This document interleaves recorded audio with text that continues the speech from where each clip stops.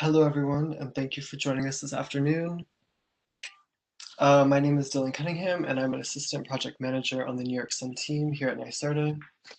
For your awareness, all participants will remain muted during this webinar, and if at any time you have a question or comment, please use the Q&A feature of WebEx, and we will address it towards the end of the webinar. I will start by saying that we are excited to be speaking to all of you for the commencement of this new pre-development program quarterly webinar series. After the relaunch of the pre-development program, more formally known as the Affordable Solar and Storage Pre-Development and Technical Assistance Solicitation, in July of 2020, it was our goal to create an open, ongoing platform to share information and discourse about the program with interested stakeholders. You can expect these webinars every quarter, 1 month before each rolling submission deadline. It is also our intention to make these webinar series as informative and dynamic as possible. So therefore, we hope to bring in guest speakers and highlight past pre-development projects in future webinars. And if we have any past pre-development grant recipients attending right now, if you would like to showcase your project in the future, please reach out to us.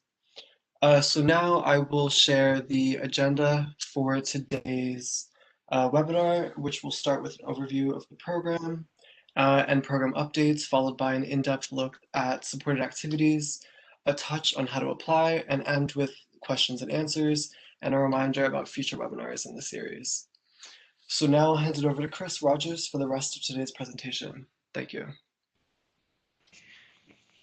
Thank you very much, Dylan. And as a quick housekeeping note, this webinar will be recorded. We will be putting that online as soon as possible. And so if you have any colleagues or associates who are not able to attend, we will make the presentation available so they will be able to view it later.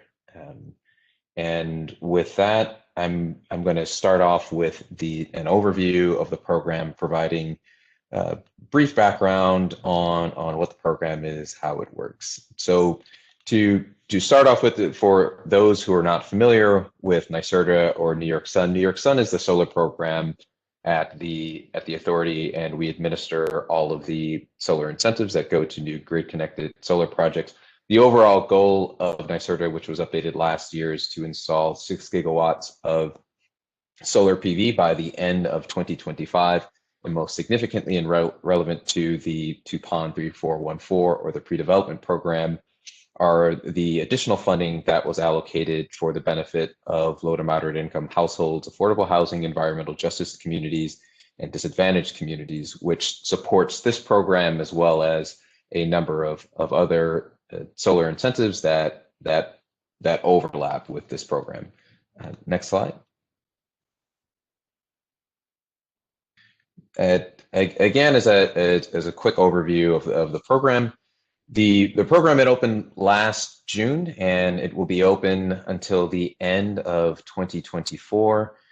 The program provides grants that go up to $200,000. Those grants, they are scaled to the scope of the anticipated benefits to the low to moderate income households and or regulated affordable housing, as well as the complexity of the overall project. The intended grant recipients are affordable housing providers, community organizations, agencies, essentially groups that have a large constituency within the low to moderate income community, as well as within regulated multifamily affordable housing. Excuse me, I should say regulated affordable housing. That definition includes the different models that you see in the upstate region, which are portfolios of single family regulated affordable housing that are managed. And it can also include technical service providers who are working in close partnership with the aforementioned group of affordable housing providers and those with the low to moderate income community constituency. Another unique feature of this program, which we are very excited about, is that we are able to support projects that are located within the PSEG Long Island service territory. Next slide. So as a brief overview of how it works, program or projects applications are accepted on and reviewed on a calendar quarterly basis. The next deadline will be on March 31st, and it is our intention for this quarterly webinar series to as the name implies, to host these webinars, to provide updates to potential applicants, to provide updates to current grant recipients and any interested parties who are interested in the program, and to match those up with the submission deadlines. Applications, NYSERDA does have some flexibility to review applications prior to the quarterly deadlines, but in the overwhelming cases, the applications will be reviewed on the calendar quarterly schedule. After each quarter, the review committee is brought together to review all applications, and we anticipate sending out notifications of the award and/or indicating whether or not next steps are required, more information is required within 4 to 6 weeks of the quarterly deadline. The contracting phase, which includes the finalization of the budget and work plan, that follows immediately after the notification, either if additional documentation is required or if the application has been approved or rejected. Next slide. And this is just a visual representation of how the submission schedule will work for the next 4 years or that this program is open. And next slide. Quickly, I also wanted to review what some key program terms. The first one is regulated affordable housing.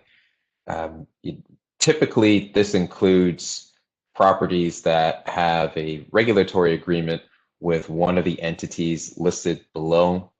It also includes, I would say this covers well over 90% of the type of properties that are where projects are targeted under this program. This is not a completely exhaustive list. I mentioned in the beginning that supportable under this program as well are the upstate single-family housing portfolios of regulated affordable housing, which really are just a duplication of the multifamily regulated affordable housing model that you see in more urban areas in the state, specifically the Con Edison region, but also Buffalo, Rochester, Albany, and within the capital region. And so typically, when we're talking about regulated affordable housing, we're talking about solar and/or storage projects that will be built on properties that are supported by HPD, Homes and Community Renewal, HUD, and maybe a Sony Mae mortgage. There's also the RAD program, and USDA also supports affordable housing as well. Next slide. And a couple other terms that I really wanted to focus on when we're talking about the intended recipients of these grants. The first is technical service provider, and then also what it means to be in partnership with. While the intended recipients of the grants are providers of regulated affordable housing and community organizations, we also have grant open to technical service providers, whether that be legal firms or solar storage project developers who are working in partnership with the affordable housing providers. And so you don't need to be a nonprofit in order to apply for a grant for this program, provided that you establish that there is a close working relationship with one of these providers of affordable housing or a community organization that is working with the low to moderate income community, and that the demonstration of what in partnership means, what we've seen most often, there have been teaming agreements, there are subcontracts, there are letters of intent, statements of support, otherwise some form of documentation that establishes, if you are one of these technical service provider organizations, that more than I would say a cursory conversation has been had with one of the primary intended recipients of these grants, which are these affordable housing providers public housing authorities, entities that really have a strong working relationship with the low to moderate income community, which is the true intent of support for this program. And then we also have it, multifamily homes and single family homes. Single family homes, confusingly, can be multifamily homes in that they can be 1 to 4 family, and then multifamily is just greater than 4. Next slide. So now we'll briefly get into program updates. As Dylan mentioned in the beginning, the intent of these quarterly webinars is to make them as dynamic, as informative as possible. But it's also a platform where we will provide any updates on the program. If there are language changes within the solicitation. This quarterly series, it's only been open for less than a year, and there are no major, or next slide, there are no major program updates.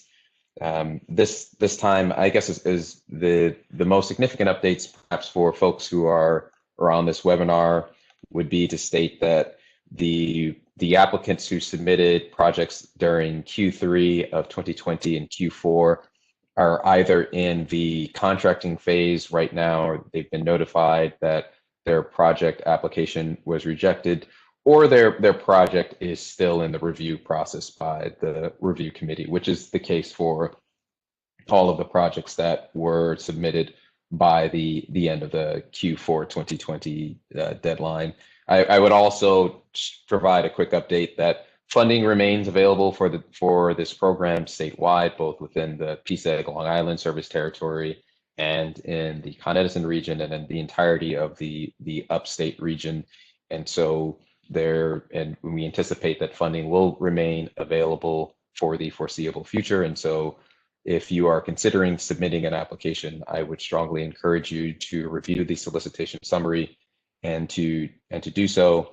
And the last thing I'll state is that there are no, or just reiterate that there are no significant changes to the program, either in the technologies that are approved or in the activities that are supported or not supported. That all remains the same. And with that, I guess we can move on to that next slide, discussing what these supported activities are, which I would like to spend some time going through the type of projects that are supportable through this program. And I would say this first slide, in no particular order, and I would also like to clear up the fact that all applications are not required to include all of these supported activities. You can have a viable application that focuses on one of these activities, whether that be the site assessment piece, the low to moderate income customer enrollment piece, if this is going to be a community solar project. If you are establishing a community ownership model for a low to moderate income community, as a community organization, or if you are focusing on other aspects of early stage development, these are, I would say, these are some of the most common project types that we see within the pre-development program. But what I also wanted to stress are that the type of projects that are supported under the program, it includes early activities related to the identification of the sites that will be developed for solar and storage projects. It focuses on the low to moderate income households and or customers or tenants and multifamily properties themselves. The activities focus on securing the developers and the contractors who will do this work. And just moving on to the next slide, the type of activities that are not included, they do not include unfortunately, any of the engineering work, except insofar the narrow exception for site assessment.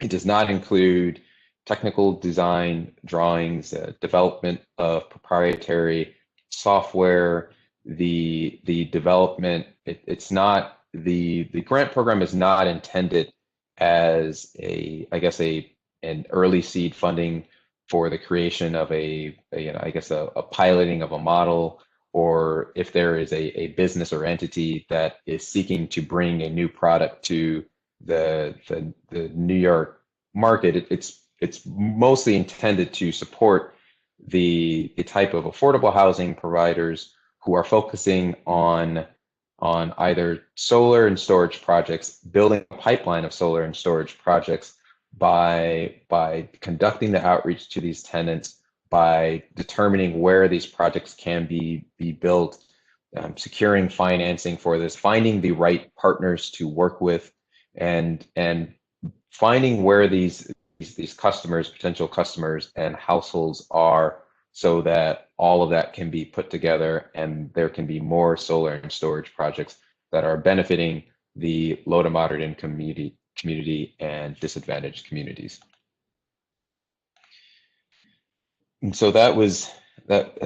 I guess that was a lot. I would encourage those who have questions about the supported activities, or if you have questions on what is not supported, please submit that within the Q&A. We'll have time to discuss that in the end. And I would also just like to reiterate that we will be making these slides and a recording of this presentation available at the end. Next slide. Now we're going to transition into a discussion of the application process.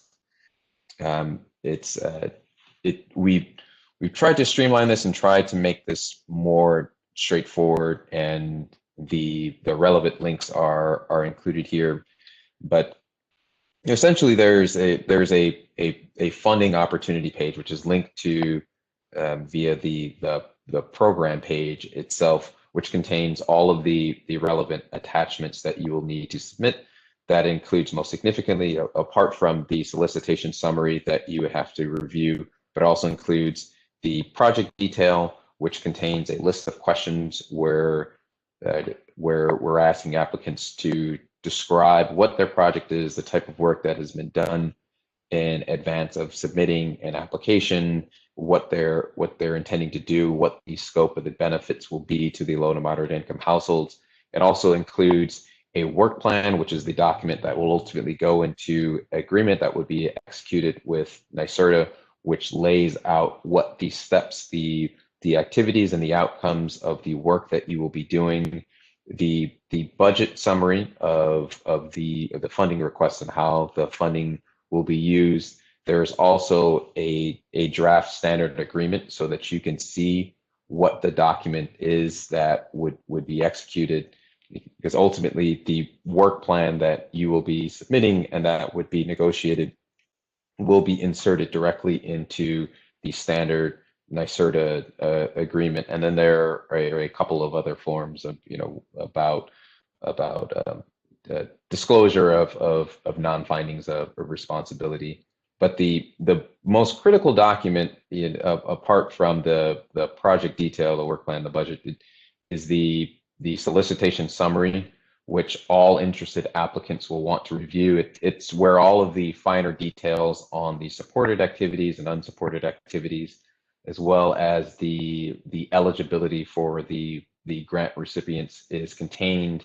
It contains more details on how the applications themselves are reviewed, the primary criteria that they're assessed.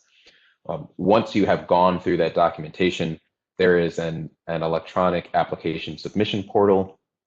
After the link to that is on the program page, but it's very straightforward, where the documents are required. You fill out information as to who the grant applicant is, you upload these documents, and when you submit that, you will immediately get a notification that contains an attachment that shows everything that you submitted. And so if you can see from the reply email that you get that there is something that went wrong, you forgot an attachment, you can resubmit immediately. There is no penalty for submitting multiple times. And so if you know that there is a problem, we would encourage you to resubmit. I believe I stated earlier that in addition to the quarterly submission deadline, applications are reviewed in the order that they are received. And so if you submitted an application right now and another one in 2 weeks, it's possible that another applicant might jump you in line, but that does not mean that your application will not get a review before the committee following the March 31st deadline. And so with that out of the way, next slide. This was a fairly brief webinar this time around. I'd like to open this up to the Q&A section. And again, please do submit the questions that you have within the Q&A feature within WebEx, and we will go through those. I see the first question that I see is, does a particular project need to be identified to apply, or does it apply to searching for opportunities along with the technical assistance? And the answer to that question is no, you do not need to have a specific site identified or a project identified to apply. That will necessarily change the scope of the project itself, but provided that the grant applicant is included with one of the eligible recipients. So suppose we're talking about a housing authority located in the capital region, and they don't know if they're interested in developing a solar project or a storage project or a combined solar and storage project, but they don't know which of their properties could support it.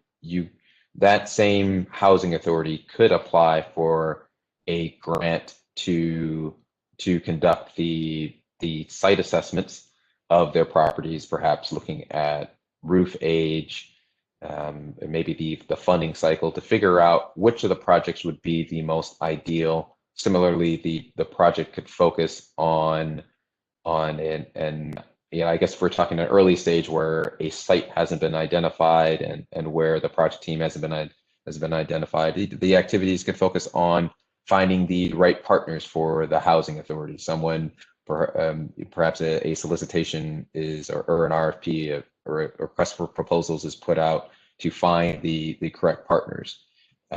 What I would say though is that for a grant application that is so early on, where it's not known if any sites will be found, it's not known whether or not the project will be able to go forward for a wide variety of reasons. That also means that it would be difficult for that same grant application to reliably promise a large scope of benefits to low to moderate income households. And so the expectation, in addition to the reduced complexity of a project that is still an exploratory phase, the review committee would likely grant a lower funding amount to that type of project rather than a project where perhaps the project team has put together, the same housing authority has found the right partners. There's been an assessment of the sites, and they figured out what their model is, and they know they can reliably, I guess, state through their application how they're predicting a high amount of benefits to low to moderate income households. Those are the type of projects that are receiving more funding versus the more inchoate projects, the projects that are early stage.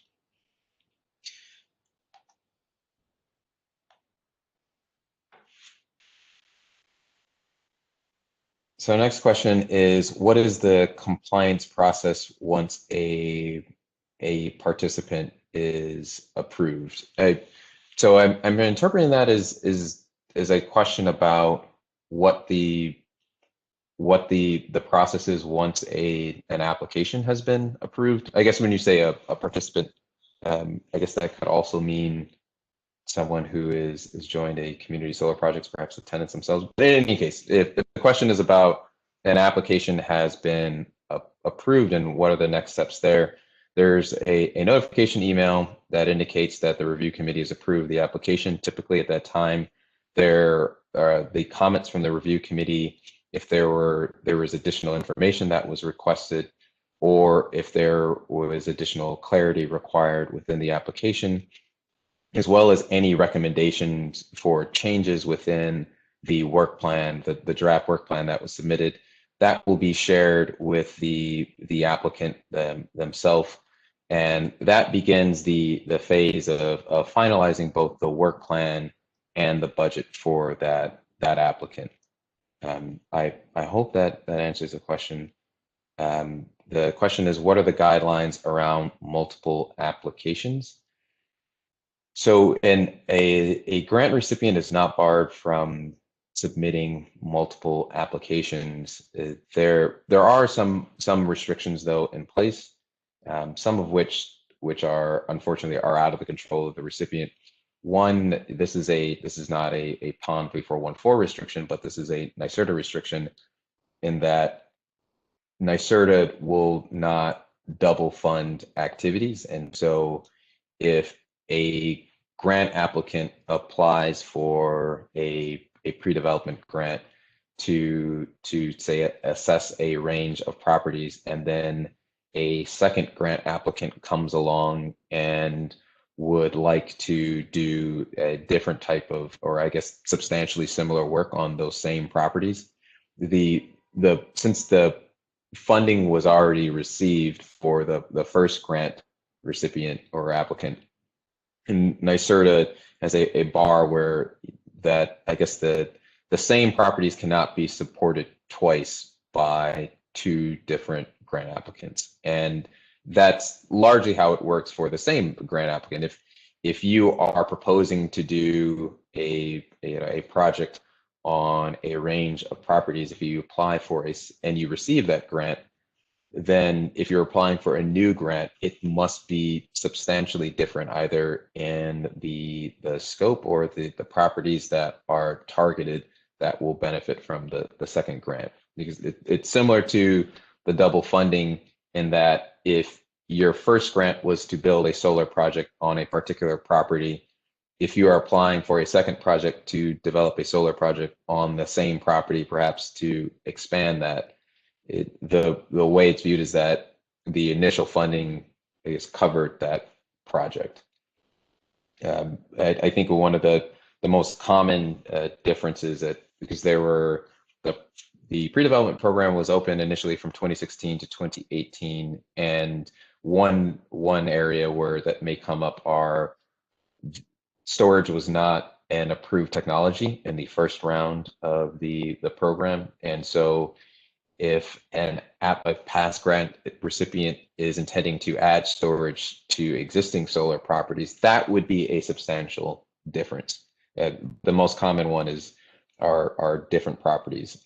I should also state that there is a $200,000 grant limit for certain projects, and you can't get multiple bites at the same apple by splitting up a project that should be one into multiple $200,000 grants, and thus raising the overall limit. And so if the work on a particular grant seems very, very similar, then that would be consolidated.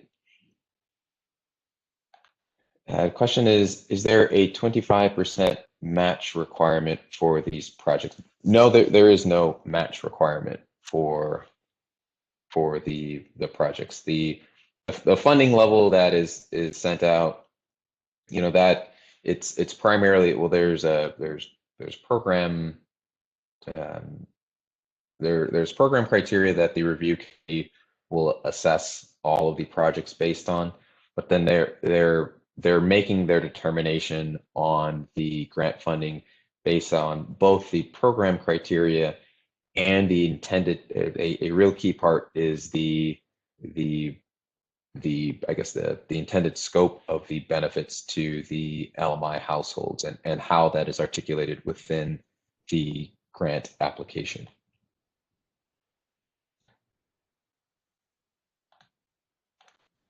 And I'm going to pause for a moment because those are the only questions that I see right now.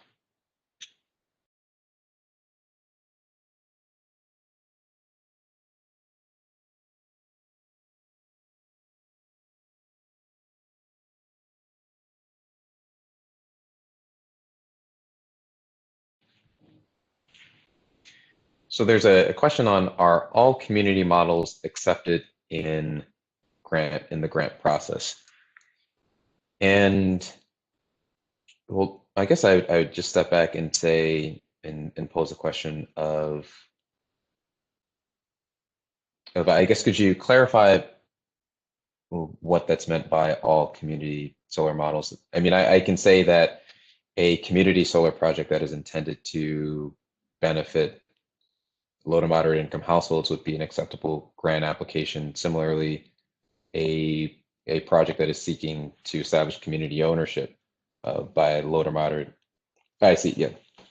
Thank you for clarifying. Community ownership.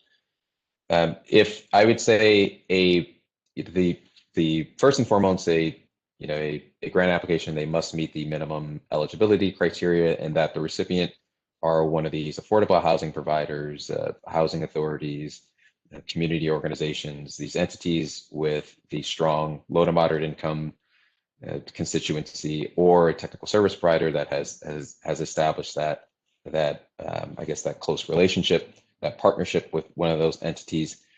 If provided that criteria is met, we are encouraging applicants that are as part of their overall development of a solar and or storage project that are seeking to incorporate or develop community ownership models, and in that way increasing the benefits to the low to moderate income household. So yes, that insofar that the community ownership model that is laid out and described in the application, there would need to be specificity there, will result in benefits to either regulated affordable housing or low to moderate income households. And this is an application that is coming from one of the eligible applicants.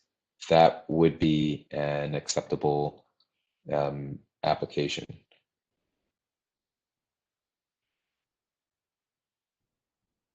And the follow-up question is about a percentage limit. I don't know if that refers to if you had a community solar project, a percentage of the participants or subscribers to community solar project might be low to moderate income, and percentage might be market rate customers, or a percentage of community ownership. I think that's a question that goes to what is the scope of the intended benefits. I would imagine that a review committee would view a project that the higher the percentage of the community ownership of the LMI households, the stronger the application. And so if it's nominal or cursory membership for a long-term period of time, the distinction there would be, there are some financial models where a for-profit entity might own a project for tax equity purposes, but then flip it to a separate nonprofit entity or to the community after they monetize those tax credits after a certain period of time, in which case initially there is no community ownership, or there's maybe only 5% ownership for the first 6 to 8 years, but then it flips to a 95% ownership after that, in which case it would be important for the application to articulate that the long-term plan is for significant benefits to accrue to the community via the long-term ownership of it. There's another question about, are there directories of LMI organizations or low to moderate income property owners that technical service providers can access to develop teaming agreements? And well, I'll say, NYSERDA does not have, excuse me, NYSERDA does not have that database, but I would I would encourage you to reach out to me following this, and I could try to help point you in the right direction if you to I guess to see where the entity is in terms of reaching out. I will say I think it's important to state that one of the primary goals and feedback that we receive from community organizations is that the strongest challenge they have is in finding technical service providers and making sure that they're met on the terms of the affordable housing provider. And so what the grant program really is trying to do is to facilitate the reverse interaction where the affordable housing provider, the housing authority, the community organization would be able to find a technical service provider and use a grant to initiate that process. And so to the extent which you are communicating your availability, we are trying to facilitate that, rather than the reverse and and directing the kind of a more top down where a more well-resourced organization is identifying I guess affordable housing providers, and then the affordable housing is left kind of on the back foot. So with that important caveat, I'm happy to have the conversation with you to kind of help point you in the right direction. But we are hoping that this grant will be used by these affordable housing providers to find organizations that work well for them.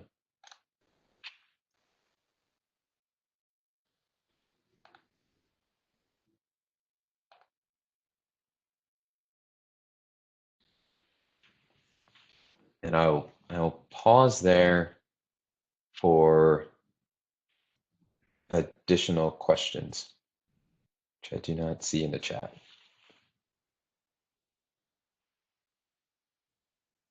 But one thing I will say very briefly is that it, just to clarify, for all of those who have submitted questions, if my answer was not clear or there was follow-up, I would also encourage you to follow up with me after this webinar, and we can have a more in-depth conversation about your needs and what your ideas are for a potential project.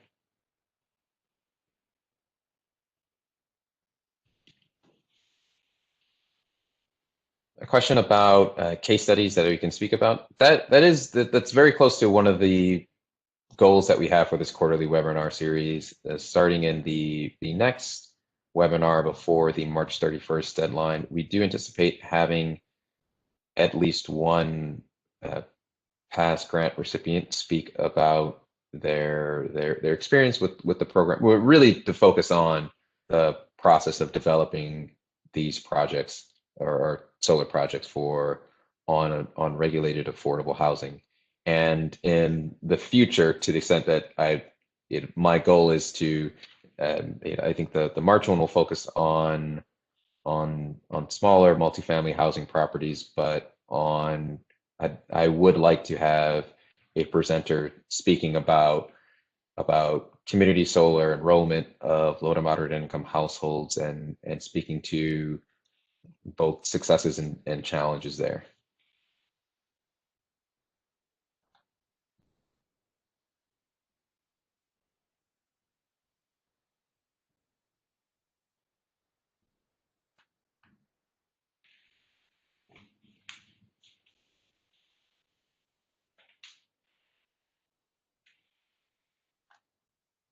So I'm not seeing any more questions trickle in. And so if there are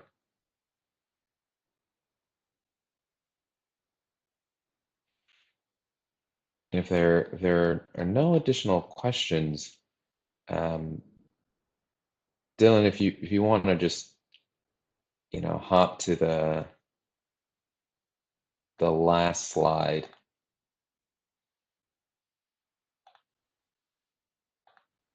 So just to reiterate two things before we end this webinar, a little bit before the hour. just wanted to reiterate that this will be a quarterly series and that we will be using this in addition to announcing program updates, which will also appear on the program webpage, but we will be announcing them here, and it would be an opportunity as an open forum to take any questions. We will be featuring different groups to speak about the development of low to moderate income solar on multifamily affordable housing and past grant recipients. And so I thank you all for joining, and I would strongly encourage you to join future webinars. We will be making a recording of this presentation available, as well as the slides. Right now there's also an appendix to this application that includes a little bit more in-depth screenshot breakdown of the application process, and we may make changes to the slides as well if there's feedback from participants that that would make it helpful. As far as a distribution list for that, the announcement of the webinar series, it goes out to everyone who has signed up to the residential, non-residential contractor list on the New York Sun website. There's a contact us page on the New York Sun website, and you can click to sign up, and excuse me, yeah, there's a you can check the boxes for different email lists, one of which is affordable solar, and so we send this out to subscribers to the affordable solar as well as the residential, non-residential program. If you have signed up to either of those lists and did not get this, and there are some issues, please send me an email. My email address is christopher.rogers, my first and last name, at nycerta.ny.gov, and you can see about making sure that you're added to future distributions. And our hope is also to put something on the program webpage that would allow just a button for you to register directly to any webinar there, which is where we likely also will house the links to the recording and to the slides for the most recent webinar presentation. But with that out of the way, thank you again for everyone for joining. Thank you also to Dylan Cunningham for co-presenting and for your help and support on this. And everyone, enjoy your afternoon. Thank you, Chris, and thank you, everyone.